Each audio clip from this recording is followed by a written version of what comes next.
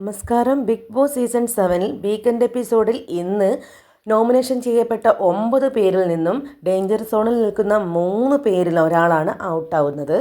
ഇത്തവണ ലാലേട്ടൻ വരുമ്പോൾ മെയിനായിട്ട് പറയുന്ന പ്രശ്നം നിവിൻ ഷാനവാസ് പ്രശ്നമായിരിക്കും. ഇന്നലെ രാത്രി ആദില നൂറയുമായി ഷാനവാസ് സംസാരിക്കുകയും നാളത്തെ ലാലേട്ടൻ്റെ എപ്പിസോഡിൽ എനിക്ക് നിവിനോട് സോറി പറയണം എന്നും പറയുന്നുണ്ടായിരുന്നു.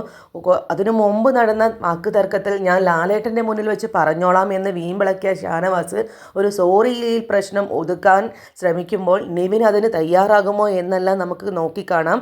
ഇവിടെ വോട്ടിങ്ങിൻ്റെ അടിസ്ഥാനത്തിൽ ഏറ്റവും മുന്നിട്ട് നിൽക്കുന്നത് ഷാനവാസാണ്.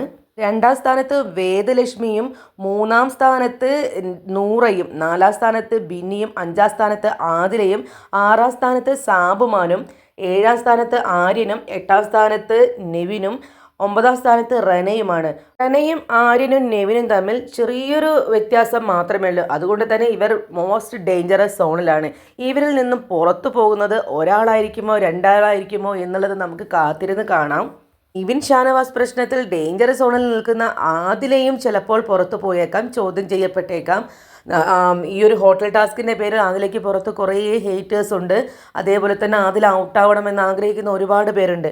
ഒരു അത്ഭുതം നടന്നു കഴിഞ്ഞാൽ ചിലപ്പോൾ ആദില പുറത്ത് പോയേക്കാം, അല്ലെങ്കിൽ ഷാനവാസ് ക്വിറ്റ് ചെയ്തേക്കാം, നിവിൻ ക്വിറ്റ് ചെയ്തേക്കാം. നിവിൻ പറയുന്നുണ്ട് ഷാനവാസുള്ള ഇടത്ത് ഞാനിനി നിൽക്കില്ല എന്ന് ഇന്ന് രാവിലെ കൂടെ പറയുന്നുണ്ടായിരുന്നു. കൂടുതൽ അപ്ഡേറ്റ്സുമായി മറ്റൊരു വീഡിയോയിലൂടെ കാണാം.